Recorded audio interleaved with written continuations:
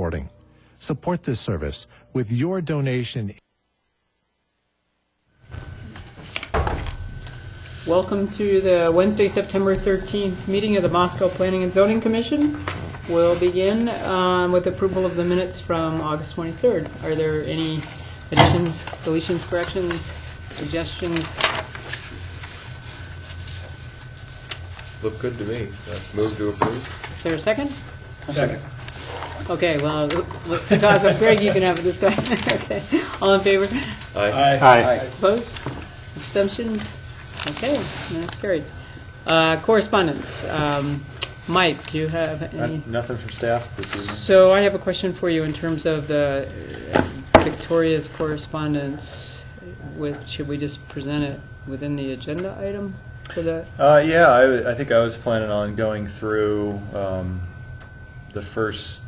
Well, I mean, we could do it maybe at the end of chapter 1, since I think when it's appropriate. Yeah, okay, we could make it through chapter 1 and then look at some of the comments. I think we sent those out a day or two prior, and I've got leave copies for everybody here. Okay, great. Oh, you even have color. I had to do a special color coding on my black and white. Okay. So I guess moving on, item 3, Transportation Commission meeting report. Joel, do you have any Transportation updates Commission's easy. The last meeting, which I believe was on the 11th, I reported on at our last P&Z meeting. And the next meeting, which would be tomorrow afternoon, has been canceled. Okay. Well, thank you. Okay, item 4 is an opportunity for members of the public to speak to the Commission about issues that might be on their mind that aren't currently pending before us or on our agenda. Victoria, nope, and there's no one else here, so I think we are on item 5. Nothing to say? Well, she had plenty to say. Okay. So item 5, Mike, I guess you can take us through the chapter 1, et cetera.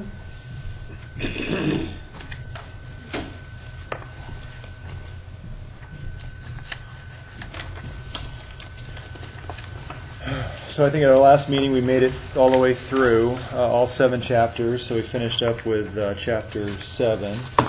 And like we had planned on, I think we'll start going back through, a few chapters at a time. And I printed copies for everybody so we can see all the changes, and hopefully you've had a chance to kind of thumb through those and take a look and see if there's anything that we have missing. There are still a number of things that mainly mapping that we still need to finish up, and so what I planned on doing is just going through. I kind of got a PowerPoint here. It's not a whole lot of detail. It's just giving more of a synopsis about what we've covered and the things that we changed within each chapter. And then if you have specific questions about whether something that I missed that should have been in there, we can just bring them up whenever we get to it, and we can just go over that, and I can take notes and then bring it back for next time. So chapter 1 was the vision for Moscow, and that really just covers the community vision, as well as gives us an overview of all the different chapters and the goals of each chapter laid out at the very end. It doesn't go into the detail of the implementation actions, but kind of has those next steps. So we have an overview of the updates of that chapter. A lot of it was census information, and so when we had the 2009 comp plan adopted, we had the 2000 census was the last bit of information that we had. We have the population estimates every year, but those lag behind, so we're still on 2015 right now, even though it's 2017. So really needed that 2010 census to update a lot of that information, since it was about 10 years old when we did the 2009. So a lot of that's been updated. There's some population projections. We had about 3 or 4 different ways of projecting the population, and we simplified that a little bit, since we have more of a linear growth rate. It's about 1.35 percent annually. And so instead of 4 different ways of calculating it, we have that information over the last 50, 60 years, and it's pretty accurate. And so we just simplified that and went with a linear growth projection. Climate data, really not a whole lot's changed there. We get our information from actually the monitoring station up at the University of Idaho. Went out there and updated that info. Actually, the charts didn't have to change at all in that section because they were practically the same as what we had in 2009.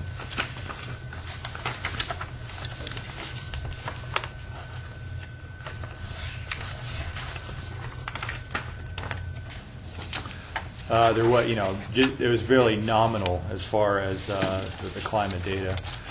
We had some floodplain information that needed to be changed. We had a 2013 letter of map revision that was approved by FEMA, and that had to do with the Paradise Creek daylighting over by the rec center on the U of I campus.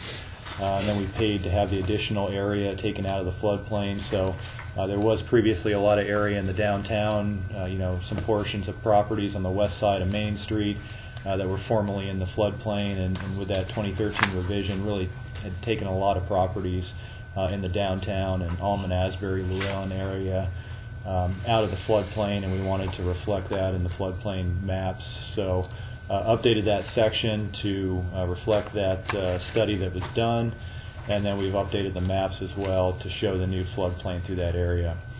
When we get to the implementation actions, we had some implementation actions that we needed to strike related to street trees.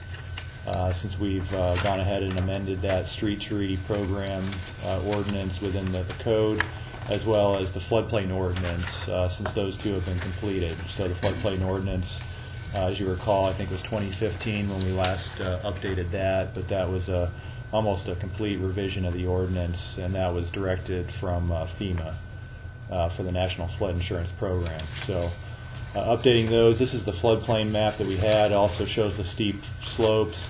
We'd updated the boundary of the city limits, and this is really the area that ended up being taken out of the floodplain.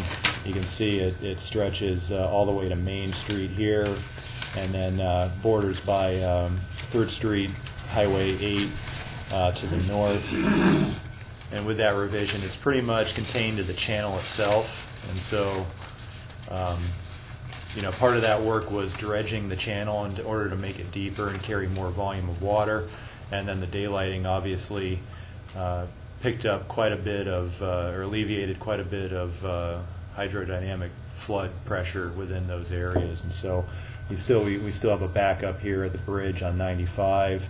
A little bit of one there, but that's where the study boundary ended up ending, was the south couplet, and then over by I think Peterson was the other portion of where the study was. Yeah, I think we talked about it before, but I just wanted to remind myself the daylighting probably getting away from just going underground probably was a key factor in shifting the one by the university, huh? Oh yeah. I mean, there's the overflow channel, and so I think what the former channel was is now the overflow channel. And then you can see we've got kind of the darker blue line here, but then you've also got the other portion where it's daylighted here. And so that was the major work around the rec center. And then they also actually not a whole lot of work was done in this area through like west side of Legacy Crossing and eastern portion of the Intermodal Transit Center and the lot, I think 66 over there for U of I parking. Not a whole lot of work was done there, but since it was going to change so dramatically, we ended up spending more money in order to have the U of I's consultant do a study for that area. And so that's what it ended up doing was removing that large area. And I mean, that's a large number of properties through really, there. Really, and I just think it seemed like it was a good investment. I don't know how much money was spent in that changing the channel, but sure, I was kind of impressed with it. Yeah, I mean, it was fairly inexpensive. I think the city contributed for the additional study, probably most 10,000 to get that done. And the amount it saves people in flood insurance, that would be probably a month in premiums that it saves people. Just taken for the amount of properties that are current, were in the floodplain within that area and have since been removed is pretty dramatic. So that was chapter 1. Victoria had sent. I just have one question on population. Yeah. Our population just seems so straight, and it probably is true. Do you think Pullman's? It seems like between Schweitzer and the vast amount of money they spend at Wazoo, they must have had a bit of an upsurge in the last decade, don't you think? Yeah, they've been. It hasn't been. It would be interesting to put both of our population curves on a map just as a comparison, because you keep thinking that there will come a day when we'll just be one place, but not in my lifetime. But when you look at the way the road goes over to Pullman, and should the big mall go in on our border, it's going to close up that distance between us. So it just Well, I could put something like that together, just informational. It isn't. It's just at the border. You always feel enfeebled by the fact that we our lives aren't impacted by the border, but our politics and stuff we do is impacted by the border. So the minute you get across the line, all of it, something happens, and yet it seems like this community is edging toward being the dominant in the Quad Cities. I don't know if you can say this or not, but it seems to me like Moscow and Pullman are edging toward being the dominant community rather than, I've always thought that Lewiston Clarkston was the big guys down there in the bottom. As a kid growing up here, that's what the sense I had, but I don't think that's true now.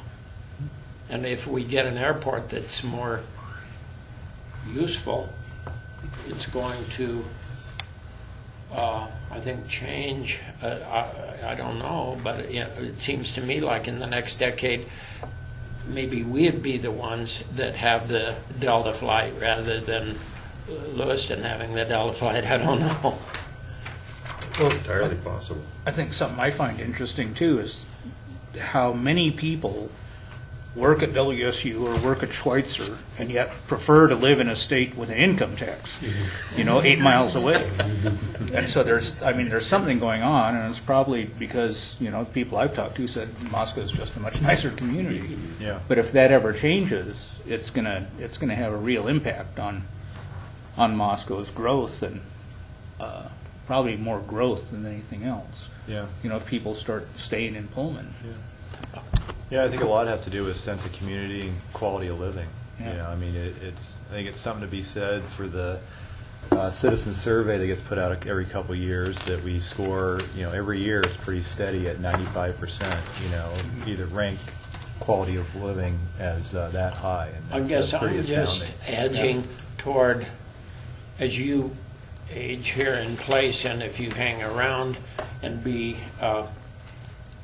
It seems to me that this comp plan should, at one point down the road, become more commingled with Pullman's comp plan. And that's no criticism of what we're doing right now. I'm just kind of trying to read the tea leaves about how these communities work together. And there might come a day in your old age that you would be thinking more in those terms. We did that sometimes in our architecture program. We used to, but that was quite a few years ago. About the time I was a student, we were already thinking in those terms, and now I don't hear it so much. Well, we used to have light visions of students running light rails back and forth before they anyway, replaced it with a bicycle trail. It's just a kind of a little bit of a looking down the road comment about how we do our planning, and it seems to me that the planning between the two cities could be, even though they're rich, we're poor. Okay, I get it, but that's all the more reason for us to get together with them, because they could provide certain things like a reservoir for water. Or, if somebody's going to afford it, I don't think Boise's going to be interested, but it's possible that Olympia could be intrigued, because we're essentially drinking the same water. Yeah, I think that's probably what'll drive it is water, as far as the regionalism. But Okay. yeah, I mean, anyway, just a little futuristic thought. Stop me if we're getting too far off into the weeds, but briefly, We're going there. Yeah. How much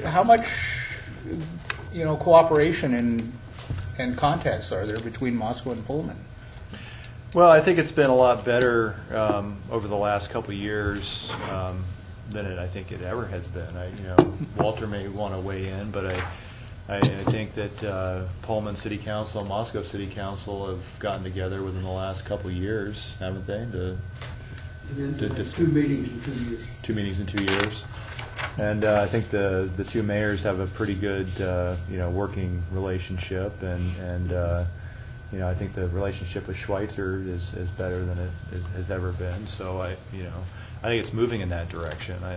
We're certainly not all the way there yet. But. There's a couple of other things too. The work that PBAC is doing really draws the two communities together, and interestingly enough, so does the airport, because both communities are serving. And so there are some opportunities.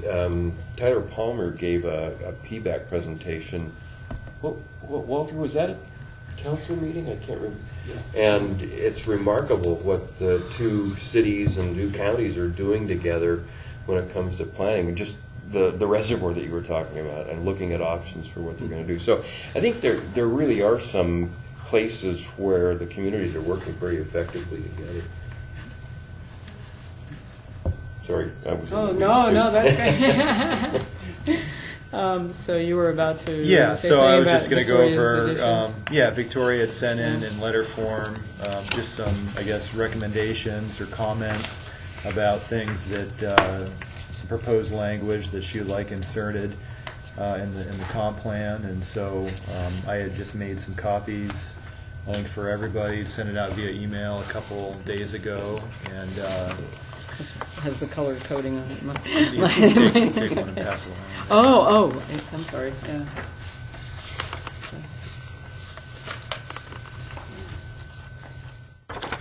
And there were a few recommendations in Chapter 1, and then I believe just one in Chapter 2 so far. So, Victoria can certainly come up and talk about what she's proposing.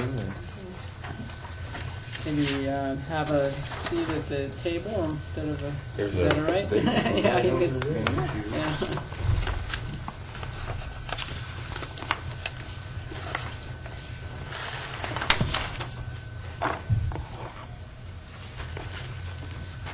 Well, I brought this up the last time, and had that first paragraph that I hope to see amended or added to in the overall vision in the introduction. And as Wendy said, she brought up the smoke impact. And as I wrote it, it was very long, so I hadn't put that in, but I went back and added it in. And then I just broke it out in bullets this time, so it was easier to read, although it breaks the formatting. So I'm not sure about that. But so that first part, 1.1.1 under community values, where I added the section where we had development and it's like on the second page, you have development and implementation of sustainable policies, regulations, and methods that manage the use of resources and growth of the community, and then it talks about stuff. And that was a bolded italics area, and then I had suggested adding another one before you went to 1.1.2, which is the big one, the first one that you have. I don't know what you want me to do, because we went through it before. I don't know if you want me to read it again, or what? I think, has everybody had a chance to read it? And because it was sent out, we did send it out to everybody. So maybe it's an opportunity to answer questions if anybody has any, or what would the process be? Well, it brought up a couple of things for me. One is that in the existing comp plan, climate change, global warming, I don't think is mentioned anywhere, is it? I mean, it's not in these three chapters. Is it in any other spots in it? Not that I've noticed, no.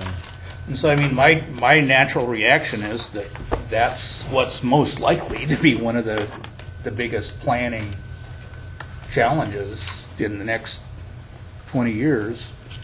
And I think to leave it out completely is not really a good idea. I mean, one thing I almost feel more like, rather than just having a paragraph in there, in your spare time, Mike, if you could come up with a plan for us to address global warming. Yeah. I mean, I would like to see a more kind of a more overarching kind of introduction to it. To Yeah, the problem. and a I more- think that's needed.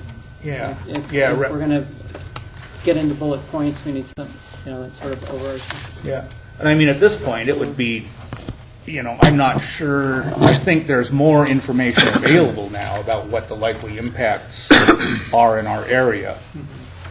And I think it would be good to use some of those resources and find out what some of the most likely impacts are here.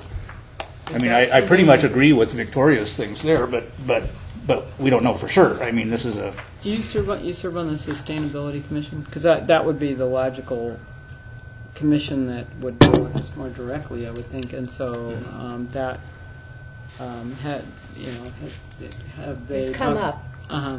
And it's come up very recently, and so I know you're working on it because I come here. Right. And it's like, well, from the last meeting, they're not going to go through a whole thing and go through the whole comp plan in time for this meeting. Right, sure. So, and so I didn't act on their behalf. I just acted on my behalf. Right. And I brought it up before we brought it up there. But I guess yes. I kind of think that it would be, at the very least, we get in there as one of the goals, is that there needs to be some pretty serious research into that, and that the results be included into the comp plan, if it's by an amendment later or whatever. But I think that's probably the most important thing right now, is that somebody be directed to come up with a decent guess at what the most likely impacts on us are locally.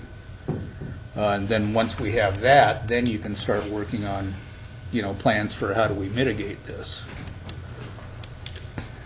I would certainly agree that it would be appropriate to include some mention of climate change, and I guess I would further say that the 4 bullet points that Victoria has included are likely to be among the major impacts. So the comp plan is a working document. I guess at this stage, I would be happy to see it mentioned and included. So is with some directive that it would be subject of continuing research. So do we want to entertain a motion on that behalf to include this as a topic, or, I mean, a goal within the comp plan, or are we ready for that? Or is that procedurally what you would like us to do, Mike, at this point, or in terms of? Yeah, I mean, we can either.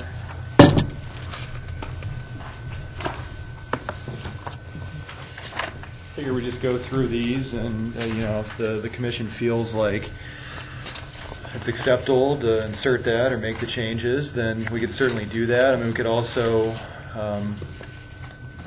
recommend that maybe the Sustainable Environment Commission, since they're the ones that are more, up on, climate change matters, that they make recommendations as to, if we're looking at inserting other sections, to make recommendations as to what they think that. What committee is that again? I'm sorry.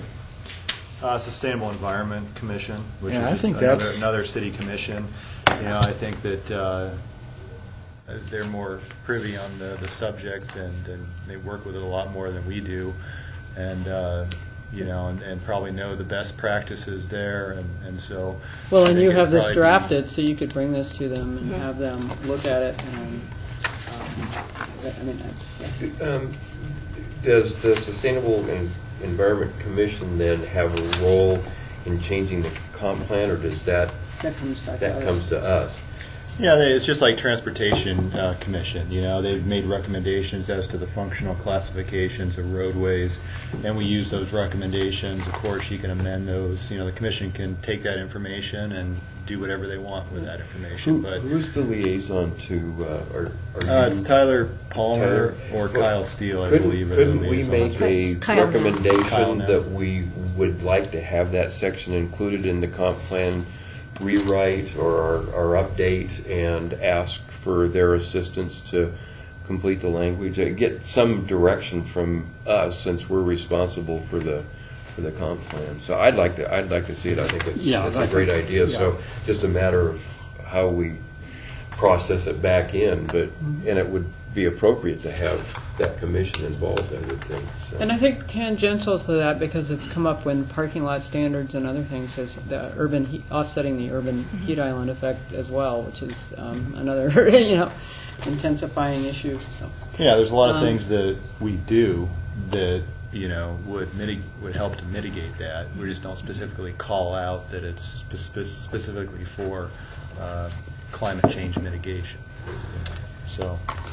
But yeah, I think probably the Sustainable Environment Commission is probably the best group to make a recommendation as to that type of language to be inserted. So and do we keep feeding them opportunities throughout the other parts of the plan, or do you just want to focus on the goals section with that? I personally believe that the local response to changing global climate change shouldn't only be a goal. It shouldn't be a bullet point. It needs to be its own section, and it needs to have content, just as Kurt mentioned, that gives context to climate change. It's a buzzword, and it's a word that I want, when people open up the comprehensive plan, that they see the context of why it matters in Moscow, here on the Palouse, and the inland Northwest, and to have that information present. So I guess I would move to include, as presented, a local response to changing global climate conditions within Chapter 1 of the Comprehensive Plan as its own independent section, pending further research and investigation to add context to said section. If that makes any sense. If you got that, Ann? Is there a second? Should we put anything in there about we're referring it to sustainable environment to help with drafting? Definitely. Maybe we simplify the motion a little bit and include that.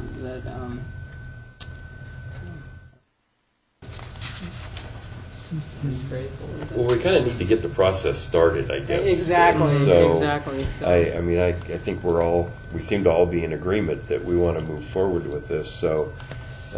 And see it in the comprehensive plan. So if we can come up with the motion to get the process started, and then we get into the weeds with what the details, and I agree about context. I think it's important to have the context. So maybe, Yeah, because it just kind of comes at you here. I mean, we do need something that introduces it more. maybe we can do just a easy home run motion that I move to include into the comprehensive plan as its own independent section within Chapter 1, a local response to changing global climate conditions. Is there a second? And then we'll do another motion to solicit. Okay. Is there a second? Yeah. Second. All in favor? Aye. No. Nay? Nay. Abstentions? Nope. Okay, and motion carries. And then do you want to propose a second motion on? I move to request from the Sustainability Commission of the City of Moscow for further information and context of how global climate change is affecting Moscow, the Palouse region, and the inland northwest in general. So that context may be added to the section, local response to changing global climate conditions. Should we maybe open that one up a little bit Yes. better rather than nailing it down that much, but maybe something along the lines of we. A little more general. Yeah, What about requested what about just their recommendation? We will entertain their recommendations, something like that. All right. So 4 times the charm. Yeah. Okay. All right. I move that we request the recommendations of the Sustainability Committee to provide Sustainable Environment Commission. the Sustainability Environment Commission Sustainable Environment. Yes. SAC to please provide any recommendations for context of how global climate change is affecting Moscow, the Palouse area, and the inland Pacific. I think that's still limiting it too much. I would suggest something like we just request that the SEC give us their recommendations on how planning for climate change should be included in the comprehensive plan. Just make it pretty straightforward. Gives it makes it more. Is there a second? I'll second. All in favor? Aye. Opposed? Abstentions? Okay. All right.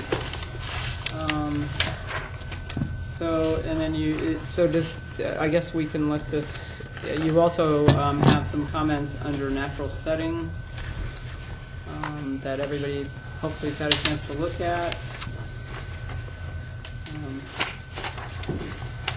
Any comments or questions for Victoria on that?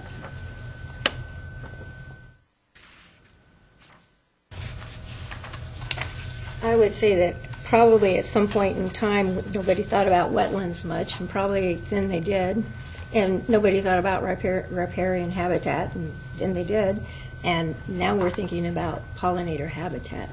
And like in the street advisory committee that we were on, where we talked about it there too.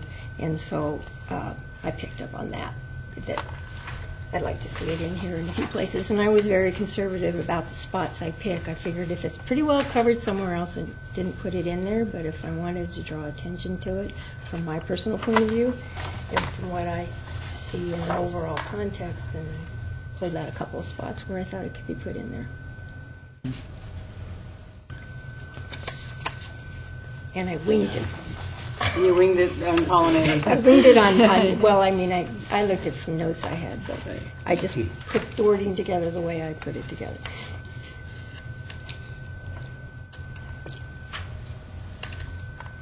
I support these additions. And is this also based in the Sustainable Environment Commission, do you think? Well, we're talking about pollinators and pollinator habitats pretty heavily. Yeah. That's one so of our big again, issues. I think I think some of us or several of us probably agree with what's written here, but it might be good again to get the Sustainability Commission to just look at what you've written and so can I have a directed motion about that? Or? Well, I move that we support the inclusion of the selected additions to the comprehensive plan, and that we request the assistance of the Sustainable Environment Committee in wording and context. And Victoria can be the liaison back and forth for that communication. Is there a second to Joel's motion? Second. All in favor? Aye. Aye. Opposed? Great. Okay, thank you. Oh, and then, well, we'll get into that. One more thing under. Oh, I do? I have the chapters 5 and 6. Oh, never mind. Yes, I see that. I did get done with chapters 5 and 6. Okay, yeah, and we're not getting there tonight, so. All right, so thank you, Victoria. So what about the 2 point, are we going to hit the We haven't done chapter 2 yet. 2.7, yeah. Yeah, we can address that at the end of chapter 2, maybe. So you can just stay here. Yeah. One thought under Parks and Recreation, Chapter 4. Maybe it's covered in 4, but it seems to me that one of our goals as a city is to actually do the development of the undeveloped parkland. We've put a fair amount of effort into it, and we've talked about it a lot, and it seems to me that is worthwhile including one bullet point in this section under goals. Uh-huh. For the city to finance Well, development of parkland. it's our goal to continue the development of currently undeveloped parkland. It's probably in there in chapter 4, but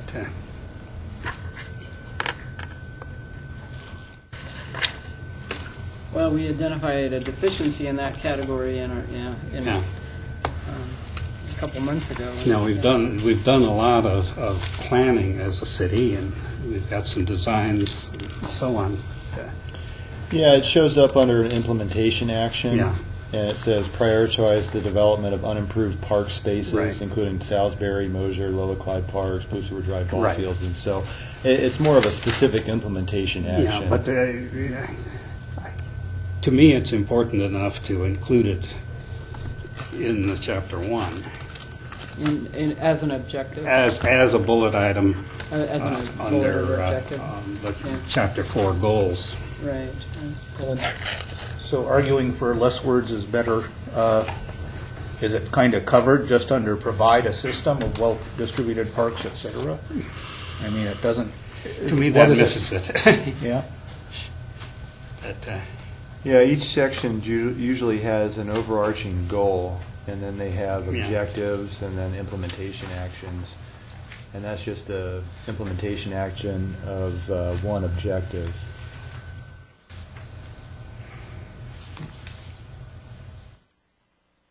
But Well,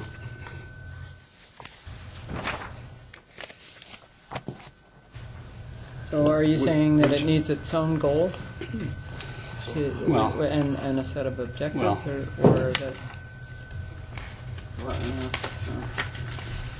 Yeah, it would be a separate bullet point objective. yeah, that's what I'm arguing for. But, Oh, okay. so- Which, on the implementation action, which does it, which goal or objective does the implementation action come under? it's under the even and equal distribution of park spaces, activities, and facilities to meet the diversity of local areas. So could we just revise the wording on that bullet so that it makes that implementation action a little clearer? Well, we've got 7 implementation actions underneath Under that particular one, objective. okay. Never mind.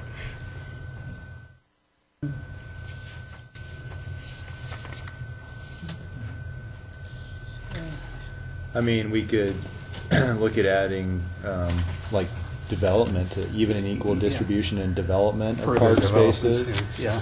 I mean, we could certainly do that. Yeah, right, that would, Would that work?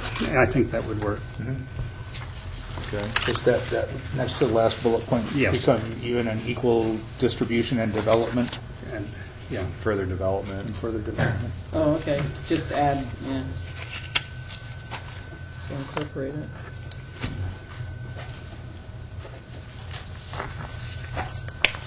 All right, so do we need motions for all of these things at this point?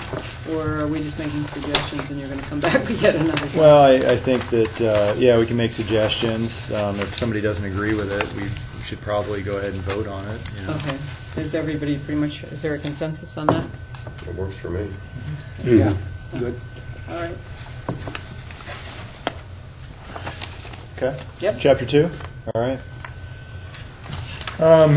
So Chapter 2 really just covers community character. This is where our land use maps and future land use maps are contained. We go through a lot of the community history, background. We needed to update some university enrollment numbers, and so we've done that. Also needed to update our housing stock inventory, since that hasn't been updated for quite a while. And so we've done all that. Looking at future housing demand, updating those numbers to be based upon the population projections and the average number of housing starts that we typically have in a given year. Looking at affordable housing elements and updating that portion, covering the Affordable Housing Trust that was created to address affordable housing issues in Moscow. Home occupation section, we had, I think the 2009 comp plan directed us to pursue more home occupations, and since then that was, I think, maybe the first thing that we had done after the adoption was to have a home occupation ordinance where we define two types of home occupations. If you're just working from home and nobody's coming to visit you, you don't have any customer service, you're not employing anybody, that's just allowed in every residential zone. It's a type 1. Type 2 you could get through a conditional use permit, and that's when you employ people that don't actually live in your house and you have on-site customer service. So we've accomplished that, and so just wanted to reflect that portion of the code or the comp plan to reflect that. Historic districts, Historic Preservation Commission actually has been working on updating this section. I think there may be one change since our last Historic Preservation Commission meeting that I need to make, but we've updated all the photos to new. You had some old photos that weren't that reflective of the district and had some pretty poor quality, and so we've updated all of those. Fort Russell Historic District is a major change since the 2009 comp plan. We went through a couple years of amending that district boundary and including. We haven't heard back, but you're supposed to respond within, or the keeper of the register is supposed to respond within 45 days. Has the state forwarded it yet? Yeah, They she did. included They did. a certified mail receipt. Oh, so good. Okay. I checked last week, and we had about 13 days left. So we're getting into 2 weeks to where it should be listed. So they have 45 days to respond and list it. So It's a more clarified and expanded district with, including Yep. quite a few more properties. So. One of our, I think, a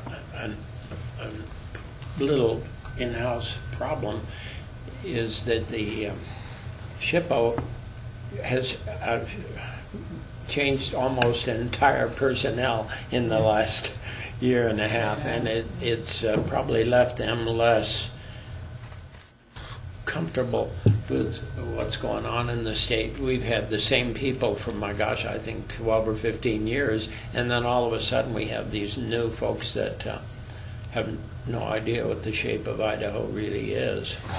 And so I'm not saying it's an excuse, but I think it's, so I don't know. Do you think it's a big issue if they don't make that 45-day deadline or something? well, I think they're required by law to respond. Yeah, and so it's if it gets forwarded to Washington D.C. at the keeper of the register, and they have 45 days to respond. So I think the state does the majority of the work, and then, or I guess we did the majority of the work, and then the state carries it through. Maybe Wendy more than most. But yeah, so they have 45 days to respond, so we should be here in the next week or two. So that's excellent news. Well, I was glad to see that you've shown the change in the district and what have you. Yeah. So I think. Well, we'd hoped that it'd be completed by the time we got done with this, and it looks like it will. So we just went ahead and made the changes. So that's the majority of the changes, and then we had a number of dates that were I think needed clarification, mainly on campus of the historic buildings, and so we've gone through and made those changes as well within that section. And then urban renewal districts, so we closed out Alturas, and so we needed to update that information, as well as update some numbers in Legacy Crossing, and so those are really the crux of the changes in the urban renewal district section. And then downtown, I think that the commission, when we last spoke about Chapter 2, really wanted to highlight the positive changes that have happened in the downtown area, and so I ended up, I don't know that you've seen this yet, but I went through and added a few sentences to that section, updated the photo. The previous photo, I think, was a shot looking from City Hall over at the Kenworthy Plaza across the street during a construction project. So figured that figured put a picture of let me get to the page. 16? Yep, 216. Yeah, correct. Yep, 216. That's a good one. Yeah, I thought that was really good. I'm really excited about the move of action in downtown toward the north is really positive. And I suspect that as CJ's gets used in a different way, I suspect that's going to continue, and I think it's really positive, and so this picture seems to reflect that. I think I wanted to get a picture of the whole streetscape as well as outdoor, kind of a cafe outdoors. And the only thing that could have been is if we had 10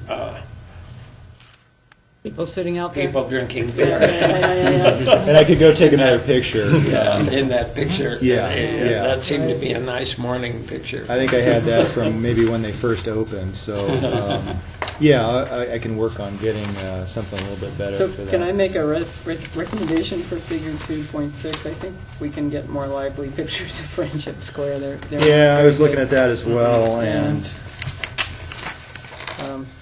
I think they could be lightened up a little bit. And just show some activity. Maybe we catch the market at Friendship Square on Saturday or something like that. Okay. I would really love it if people were in those pictures. And I'd certainly try and help you get those too if you'd like some help. Just making sure, because we have such a we don't want to let this change in the comp plan go without seeing a bunch of people on Main Street. The transformation's been amazing in terms of how much activity there is. In my mind, years ago. when the council chose to move the farmers market to Main Street, I thought it was just a dramatically good choice. Yeah. And I don't hear many people arguing with that today. Okay. Yeah, then there should be at least one good picture of the market in there. Okay. We have chances to show some of these other things on a Saturday morning that we just helps remind ourselves that I'm just stunned that you can walk downtown almost any hour from morning till night and look down the street and see people walking on the sidewalk. And I don't think we should show a picture that shows a vacant sidewalk, because all across America there are little towns that don't have people walking on their sidewalks. I think we're really in a luxury position. Yeah, even maybe a market Saturday, Yes. with Yeah. people still, Yeah. around the area. Okay. So, yeah, that was kind of the photo I wanted. But yeah, I agree with a lot more activity. Let's in try it, and so. just make a list of 4 or 5 of the images that we might like to get, and I'd be more than happy to try and Okay. help with that too. Okay. And then as far as the text that I've added there, does that everybody happy with that? So where are you? Same page, 16. Oh, okay. Oh, yeah.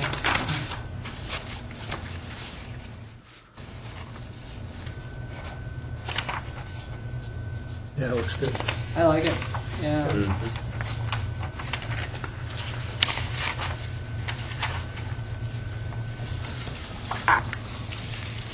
Okay. Yeah. I think that's All right.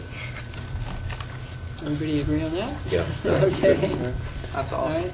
And then entrances and corridors, we had just updated this section. We had our entryway beautification council goal a number of years ago, and we developed a plan as part of that, which is in the process of being implemented every year. And so I just updated that section to reflect the ongoing beautification work of the corridors. We had talked about the big change in the future land use map was the neighborhood conservation district and how we were moving away from that. And I think a recent rezone of the Campus Christian Center brought up the fact that we didn't have civic institutional designation identified within the comp plan. And so that was something that I think was maybe an oversight on the first in the 2009, and also the kind of the future goal of the university district in that area, kind of in the university core that includes the Greek Row, all the fraternities and sororities, as well as a lot of those institutional uses. So you have the Perch, you've got well, not institutional use, commercial use, but you've got the LDS Church, Campus Christian Center, intermingled apartments throughout that whole area that we were looking at, just rezoning completely to use and redefining the university zoning district a little bit more. And so I think that looking at that future land use map, I don't know that it should be appropriate to call the entire area civic institutional. I think that we should have an own comp plan designation, much like our existing land use character where we have a university, designation within that area. And so I think that we'd be looking at changing this light blue from civic institutional to just the university designation, with some direction to look at, further redefining the university zoning district to include, more broader uses, possibly in the interim allowing neighborhood business R4 zones under this designation, and then kind of eliminating the requirement. We have this disparity right now where if it's university-owned property, they really don't have to abide by our zoning requirements. But if it's a private development down there, then they do. And so it's, you sometimes end up with one property next to another one that's got to follow our rules, and then the other, the one right next to it doesn't. So it was more of an equity issue in that entire area. And so that's what we were looking at trying to resolve there. Also in the university zone, we require anything that's zoned university to be owned by the university. And that's just problematic because you always have property changing hands, and how you track that and require those to go through a rezone on every piece of property that changes hands is just something that really hasn't worked ever since it was implemented. Probably, I think in the 80s, I think is when they came up with the university zone, shortly after the Local Land Use Planning Act was enacted. So we'd be looking at doing that, but I've got kind of an example definition here of a civic institutional. It's just like it reads, civic institutional in nature, but include but are not limited to educational institutions, government properties, religious properties, cemeteries, hospitals, fairgrounds, public service, utility facilities, community neighborhood centers, And then they're really just dispersed throughout the community, so there isn't a specific zone where they're appropriate. You could have a government building, you could have a school, you could have a church. They really just are extended through we probably have one of those in every zoning district in the city, and so there's really no direction as to the most appropriate. And then the university, what we'd come up with for that definition would be designated areas are intended to include publicly and privately owned properties that support the operation of the University of Idaho, most appropriately zoned U, neighborhood business, and multiple family residential. And so those are really the three zoning districts that we have this mixture of in that area. And then with a recommendation that the city explore amending the university zoning district to include uses that are currently allowed in the neighborhood business R4 zones, and rezoning the areas on and surrounding Greek Road to the revised U zone, and then eliminating the requirement that U zone properties must be owned by the University of Idaho should be part of that amendment. So, so I came up with there, and certainly take any comments or. I think it makes sense to treat it as a zone rather than a fractured kind of overlay that we have currently. Okay. Yeah. All right. So everybody's good. All right. Yeah. Good. Okay. And then we just needed to look at some implementation actions that we've done. Accessory dwelling units, we've accomplished that, so we can eliminate that implementation action. Legacy crossing, we've developed zoning, overlay district, design criteria in that overlay, and so we can strike that. And then a wayfinding program for pedestrian and motorist scale in the downtown area. We've done that with the Public Works fine historic signs and direction and street signs, and they've really done a good job in that area for the signage that keeps with the historic character. And so I think that we can strike that one off the list.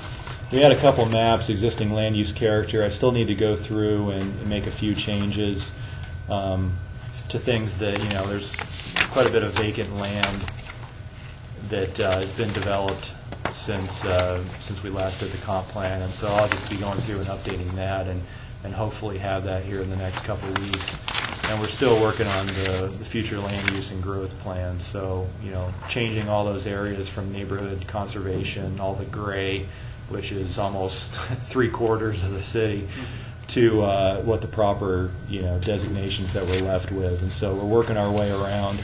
Now that we've got a lot of the text done in the comp plan, I plan on just dedicating my time to the maps at this point. And so hopefully we'll get those done here in the next couple weeks, and we'll also have to look at, with the U designation, recoloring that area and adding a U designation to the legend over here on the right. And so those are the changes that'll be made there. We also have the thoroughfare plan that's overlaid on this. Our proposal now is to eliminate the alternate bypass here on the northeast and the east and just go and use existing roads. And then whatever we decide on the classifications of the roadways, we'll have to update that on here too. So that'll be the end of the changes on Chapter 2. That brings us to community mobility. Did you want to take up? Oh yeah, Victoria. Sorry. Yeah, so I just said that one little thing. So under the general land use and community character goals, where you talk about the conserving natural resources refers to natural resources themselves, and you talk about the agricultural lands and protecting them from scattered development or burying them under urban structures. And then, but the part that I added in with I'm not sure how to say it, but maximizing the infrastructure utilization and related resources. How about efficiency? Oh, what, you're going to say efficiency later? No, I didn't, but you can. Such as water conveyance and treatment. What came to my mind was when Nils Peterson was here and he talked about densification and how that stops some of the urban sprawl and eating up resources, which is in my mind, part of the whole climate thing and conserving resources. So we're dealing with the resources themselves, we're dealing with the agricultural land, and I wanted to see an emphasis on the infrastructure itself. How clear that is, but that's what tripped in my mind. Maximizing the efficiency of infrastructure.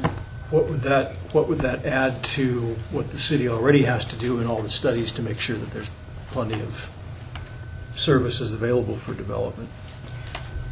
The difference between saying making sure there's plenty of services available for development would imply that there's plenty of room to just keep sprawling out there, and I want to emphasize the point of not sprawling out there and maximizing the space that we already have in use and would continue to use.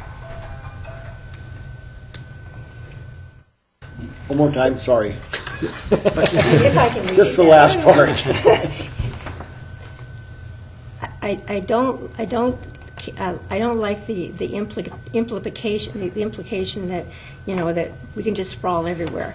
You know, I like that concept that Niels brought in of what I generally don't like densification for lots of reasons, and it's not good for my house where I live. But this is one of the few things that I think it is good for the community, and I can get behind it, and that is to not. And I know we talk about not having urban sprawl, but he talked a lot about the infrastructure and the roads and not having sewers going further out. And part of the emphasis, because this is under goals and objectives, this isn't under implementation, is to have that awareness there that we don't want to sprawl just because we can, and that infrastructure is a part of that. I mean, it's a big part of that. And I'm not phrasing it very well because I don't know how to phrase it. Well, a lot of it very has well. to do with the infrastructure we have and being able to, like, accessory dwelling units. I mean, we're not building new Yes. roads, we don't have new sewer lines, we don't have new water Yes. lines. And so that increases tax revenue, but yet, still puts a bit more of an impact on the system, but we don't need to extend the system. Yeah. And so that's what, Yeah. a lot of what Nils had been talking about. Yeah, and I don't want an Smart apartment towns, building going into the smart, house smart next door to towns me, but- argument. So, But if it helps with climate, you're going to make a much better sell to me on making that palatable. So because this kind of confused me connecting those two things, but I think I'm starting to understand what you're saying. But if you said maximizing existing infrastructure and related resources such as, Right. I mean, because Okay. isn't that what you're kind of getting at? Yeah, is so that with you're you- not just adding on. Because if you have, well, It also doesn't have to be existing infrastructure either. If new development is more compact, it takes less pipes, it takes less curbs and gutters, so And it's on. all So resource. it's not just. Yeah, good point.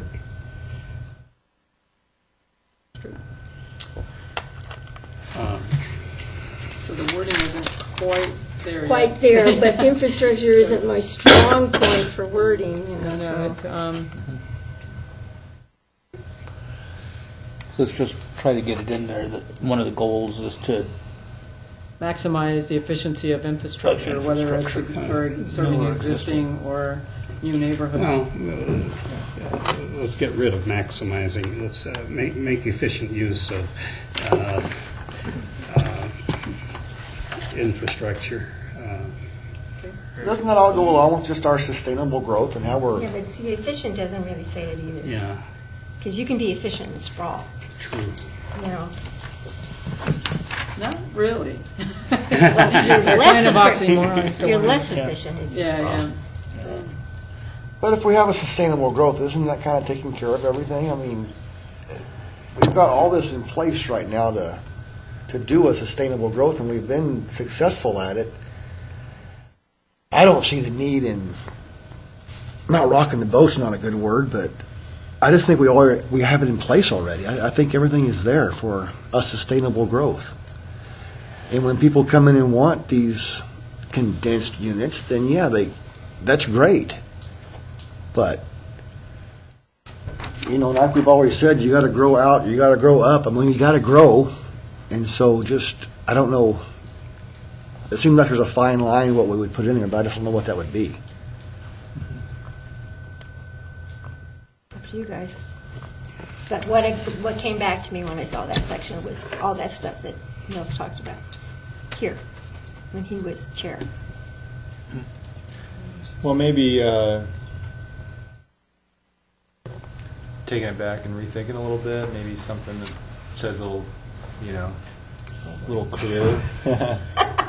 Wordsmithing it. I know we all don't want to just blow it out. We don't want that, and that's why we're here. That's why we got all these rules in place. That's what my understanding is. I mean, I think it's doing a good job. I understand what you would, I really think it is. And, I mean, he had to come in here, he had to go in front of us, and we all thought it was good, and we went with it. And well, I mean, it seems like encouraging infill development instead of new. I mean, there are a lot of tools to accomplish smart growth, and it's kind of hard to encompass it all right in this sentence. So is it like, practically speaking, one of the signs, wouldn't one of the signs be that it's being done inefficiently is overcapacity for various things in terms of like, sewer, water, street system? Is that happening anywhere? Well, I mean, you look at our road situation, and I think that's happening all over the country. I think probably the poorest example is Flint, Michigan. I mean, you got a lot of places that are in really bad shape. I mean, we have a lot of things that are outside our control, like gas tax and things of that nature, in order to fund roadway improvements. And so, but everybody across the nation is trying to play catch up as far as infrastructure. Yeah. Don't you think that? Where's our most significant growth, residential growth in the city, has been pretty much focused on the Salisbury land to at least a large degree. And it seems to me that we have done, I don't know what the density there is, but I think it's significantly more dense than typical subdivisions that we've done. Is that the east, I was just trying to think, The east side? I'm thinking Salisbury land is all that out on White Avenue, yeah. and so we've seen all kinds of housing, twins and more dense housing. So I'm just trying to mention that we've seen, I think, some pretty good action. I'm just siding with Dennis here on the fact that I think we've really done some pretty good work at developing in a less sprawly way. Mm-hmm. And what will haven't seen big new developments just recently, but we've seen more and more houses glued together and twins and things like that than we ever saw before. So I was just trying to pat us on the back a little bit for I think what is not gross. Of course, with only a 1% or a hair more than 1% a year, we don't have much pressure to go out there and do. Well, we haven't extended our city limits in a while, have we? When was the last time? We have annexations. I mean, Logos annexation was 30 acres, and then we got the Montgomery annexation north of Warbonnet. Those are the two that have happened within the last couple years. All right. I guess one of the things, and kind of back to with Dennis and Nels, when I look at that goal, the general land use, community character goals, and then we insert infrastructure in that, and I get confused about what it is that I'm reading. So it's not that your point isn't valid, it's just that maybe it's addressed in other places that so that goal stays a little bit more intact. Well, I can efficient live without and it. efficient and orderly development. That, it's kind of inherent that the infrastructure is utilized, effectively and efficiently. It's land as a resource. It's economic efficiency. There's a lot of efficiencies built into it, really.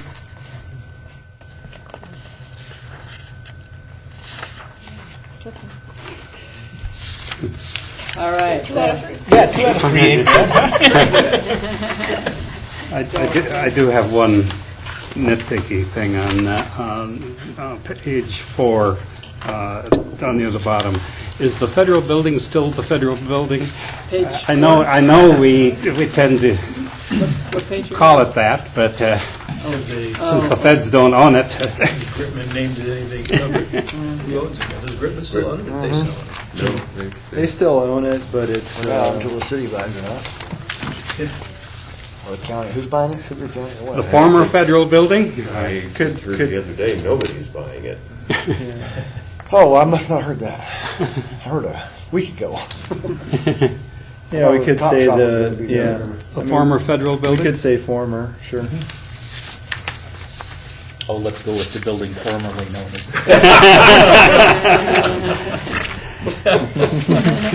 One other thing that caught my eye on page 18, downtown parking.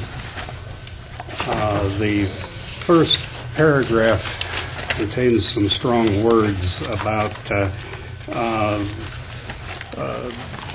parking requirements should be modified. I guess those words were retained from the previous version of the comp plan, and I don't think we have changed the parking requirements to actually. Well, it seems like periodic assessments are needed to see, what the availability rate is, because there's a lot of pressure on it because of our active downtown. Yeah. There's a lot more pressure on. Yeah. It struck me that that recommendation to make changes has been in there for 4 or 5 years, and we haven't done anything. Is that being addressed by the CUP process? New St. Andrews being the most recent example of that. Yeah, of course.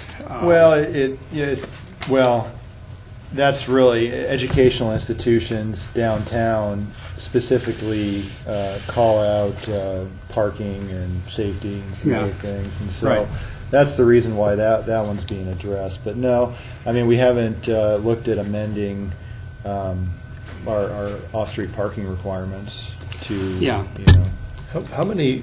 Just thinking about some of those lots on the south or the west side of Jackson Street. Do you know what the inventory of parking spaces is compared to 5-10 years ago?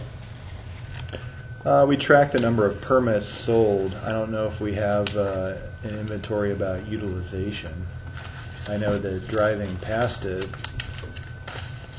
you can almost always find a parking spot, but you may have to drive through different bays in order to find one. But I could talk to Public Works to see if they have any type of inventory. I just am aware of the green parking permits that we sell there, and I think they've increased those over the years as far as how many there are, and there's always a waiting list in order to get them.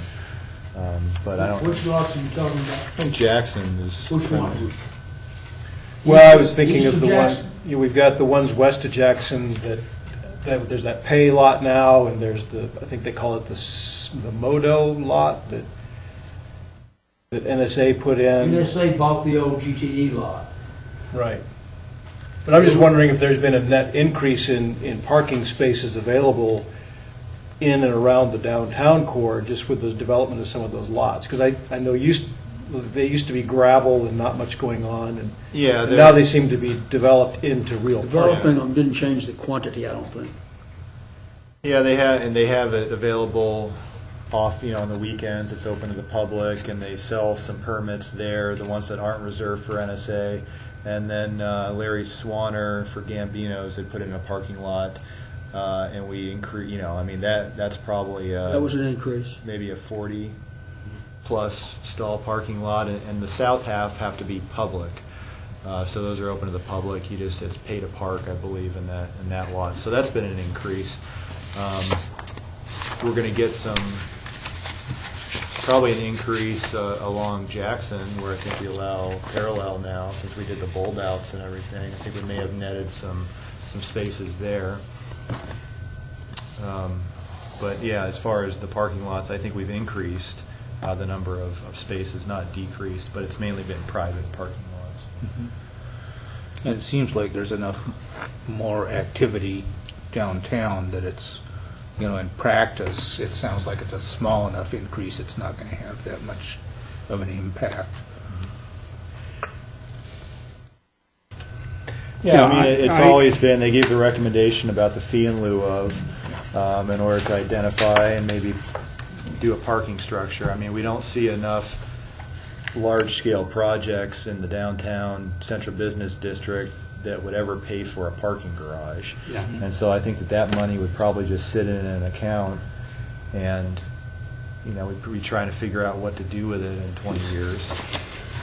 So I don't know that would be the best solution, but it's not really saying that that's the solution. It's just saying maybe to explore that. Yeah. We do have one of the implementation actions, and I think it may be in community mobility. I think we mentioned, I think Walter had mentioned at a previous meeting about the Transportation Commission in 2009 looking at changes and then coming up with a series of recommendations. Right. We do have an implementation action that says that we should take Transportation Commission's steering committee recommendations and look at, making some changes or looking at implementing some of those. And that's in, I believe, 3.33 is what I'm understanding it. I think what you're talking about, maybe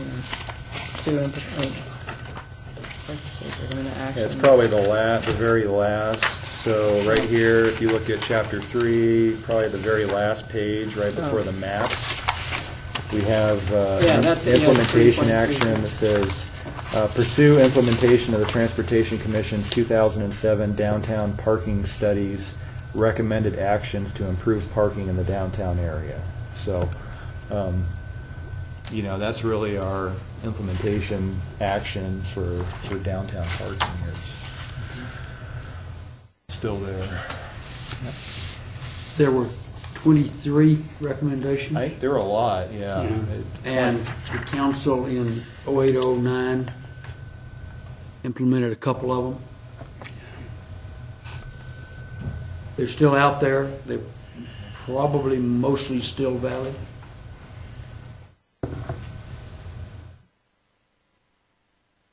But nothing's been done to resurrect them. Yeah, I mean, I see what Joel means, that this is, basically it's saying parking requirements should be modified for the downtown area. Which, I mean, is that really what we're going to do? I actually kind of think it might be a good idea. Yeah, I'm not necessarily objecting to it there, but given that we haven't done much in 5 years, it keeps us on our toes. I think the part of the problem you run into is you look at the size of the majority of the lots downtown, and if they were to have to put in any parking, that would reduce the building that could be built by half, at least. And maybe that would net you 6 parking spaces. Yeah. And so, I guess what would be the benefit? More of an urban, higher density, more of this urban environment that we're looking for, or half dozen parking spaces instead of that. So I think that's kind of what you weigh when you look at requiring parking for new development down. Well, I guess what I think about it is I'm not worried about the 6 new parking stalls, but I do think that the CJ's building is going to have a huge impact on parking availability down there. I mean, if you're looking at an extra 150 cars, that's a different animal. And so that might be where you need to look closer at the downtown parking requirements, is that when it's a development like that, that's going to have essentially a huge impact on parking. I think there's a case that can be made that that's a point where maybe you should look at the requirements. Well, and I think that was part of the reason the council back in 2006, 2007, when they amended the code to, I think, allow educational institutions, put that criteria in there to address parking, is that if it's going to be that much of an impact above what a normal use would be downtown with just retail and maybe office or residential, then you're required to mitigate that difference. Yeah. And so, that's what's been done in order to do that. They're required to provide 47 spaces somewhere around the downtown area, and so I think that, that type of use, I think, that's why we put that in the code to mitigate that type of thing. Mike, if I may, talk about what you did with the new apartments at South Couplet. In other words, the lack of parking at that versus what anywhere else would have been required. Yeah, I mean, that's, Whatever. What are you calling that this week? Identity. Yeah, I think that's the name they've stuck with. Yeah, I mean, it's just general. It's not central business, but it's close to Legacy Crossing. As you know, Legacy Crossing, we pretty much cut the parking requirement in half for residential development, and we don't have a parking requirement for commercial. And so, that being located that close to downtown and Legacy Crossing, it's an urban mixed commercial. Which is, says that there should be a parking reduction. And it's looking at, alternative ways of addressing parking, and with our new off-street parking requirements in the zoning code, we put the incentive for bicycle parking. They went through a PUD, but did a pretty extensive mitigation program, which included we all saw that, bike parking building, 2 zip cars that are located on site. Is right across from the University of Idaho, and so that will be a bit of a test to see how successful that project is. But you also look at the same outfit doing Evolve in Pullman, which if you've been by there is pretty dramatic. I mean, that's an entire block, and that'll, I think, 5-6 stories, and there's no parking structure in that block, is there? At least is there? It's on they have it on the ground floor, I believe. So there's going to be some retail, but then they'll have a parking. It's like more a podium parking, which they'll have some commercial spaces, but then all the rest will just be blank facades because they've got parking behind that. And so, I think they were required to provide some parking as part of that, but that'll be kind of another mixed-use project. But that's what you end up running into if it's the most logical location. If you require parking and you get a development that big, is that you have podium parking, and your first floor of residential or commercial really starts on the second floor, and you've got parking dedicated to the first. Well, that just kills the street front and the activity. I mean, you have all the people in the apartments that liven up this place, but as far as the storefront activity, it really just puts a detriment to that area of downtown with no storefronts there. Yeah, what's podium parking? Just up on stilts. So the first, they'll have just big piers. So they'll have piers, and then it'll be drive up, and then it'll like a parking garage, and then the top, and then it starts from there, the top up. So, well, I think one of the good things about the identity place, though, too, is that there's not a conveniently close residential neighborhood to get plugged up by people from those apartments parking. I mean, it's 4 blocks of hoofing it, and I think most people won't do it. I think it'll have more impact on university lots. They pretty good. They really can't, Wendy, because the university lots that are closest are no overnight parking. Yeah. They can go in there during the day with a permit, but they got to get out at night. I was concerned about that, and I went and talked to parking, and they said, no, these lots have to be cleared at night. The only overnight's way over on the other side, isn't it, over by Wallace? I believe so, yes. Yeah. And all the other close parking is in other apartment buildings that most of them are permitted. Yeah. So it will be interesting to see if the people that occupy Identity come without their cars. Yeah, and when there are a couple things that stand out when we approved that and considered it. The neighbors were concerned that there could be some overflow, and we acknowledged that. But the other thing was that we clearly acknowledged that this was an experiment. We had a test, as you said, so we're going to see what happens. And is there a cultural change? We won't know till it's up and running for a while. I still hear people say they won't believe that a rural university is going to have kids come to it without cars. So we'll see. Having taught for almost 30 years, I had students going on field trips every semester, and quite a few of them didn't own cars, and they had to carpool.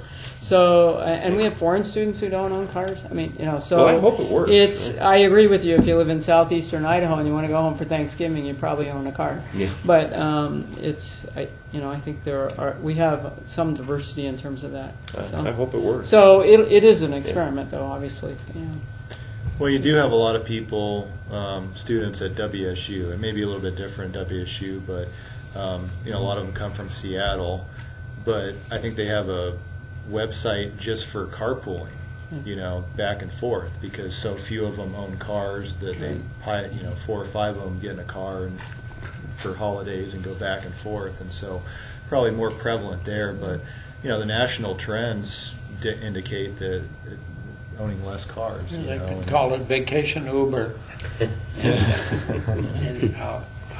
I wouldn't be surprised if that would pop up. Well, it is a struggle for us, isn't it? I don't know if we can find a parking structure in any town in Idaho except for Boise. Do you think? Coeur d'Alene, I think, has one. With McEwen Park there, I think that was with part of McEwen Park project. They've got a... You think they do in Coeur d'Alene? Of course, the hotel has a giant one, but I wasn't aware of that. It's new. Yeah. It's new. In Rexburg, Idaho, BYU, Idaho, all of the new complexes that are built have underground parking garages on them. If you ever pass through and you want to see some huge development, they have mega apartments.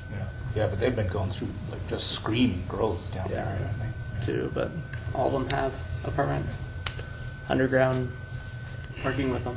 Yeah, I think for Moscow we need to be rooting for self-driving cars to get here sooner rather than later.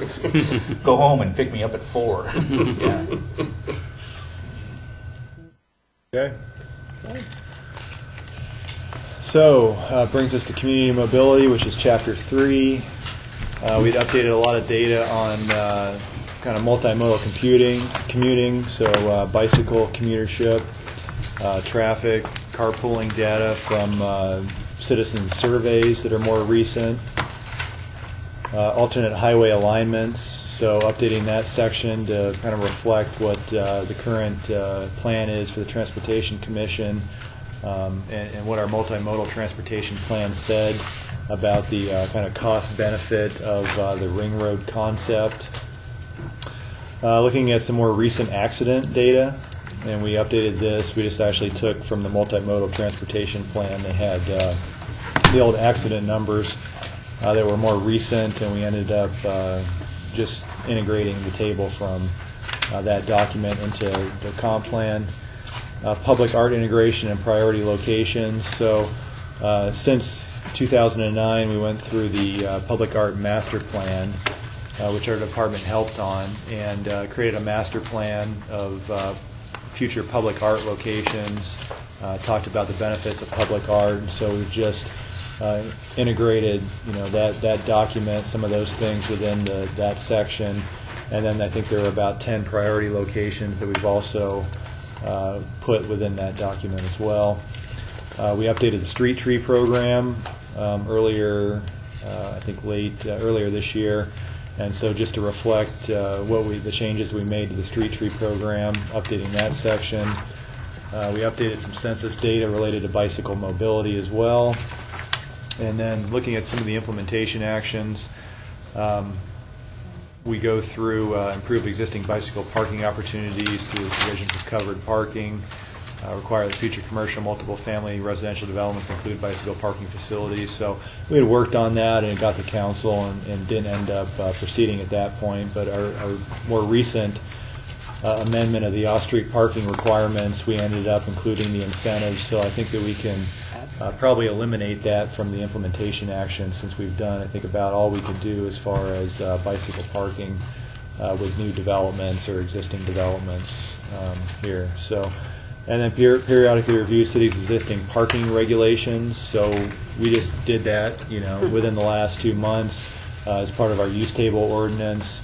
And then look at the parking requirements, what they're based on, easily measurable independent variables, floor area instead of number of employees. So we had just done that recently as well. So we can, strike those items. We have the maps, accident-prone intersections, and so we were just going to replace the map with a multimodal transportation plan map, which is a little bit better. Has some more information and breaks it down as far as pedestrian, bicycle accidents. And so I'll be integrating that into the format of our comp plan with just that map. And so I still need to work on that, as well as the transit routes. And so we have that, really a better document in the multimodal transportation plan. So be amending that to include that map. And then I think that brings us to the thoroughfare plan. I had sent out some information, I believe it was yesterday. We recently got some inquiries about kind of the history of some of the classifications and really where the classifications show up. We have a functional classification map that we send down and register that with the state. That's in order to get some grant funding, and it's usually just for arterials and collectors. And I think that we had Les come a couple times and give presentations about the history of D, 3rd, 6th, and he had given all that information. And so I think that that's probably one of the final things we need to decide on in Chapter 3 is what our recommended classifications of some of these roadways are. There's been a few changes since the 2009 document. I think the last multimodal transportation plan had recommended 3rd Street be an arterial instead of a collector, and then there were a couple other roadways. A Street was formerly designated as a collector and recommending an arterial there. And then Palouse River Drive, I think we have this designated, the western portion, as a arterial, and I think they're recommending that to be a collector. And then we're looking at the alternate highway alignments, so the ring road concept.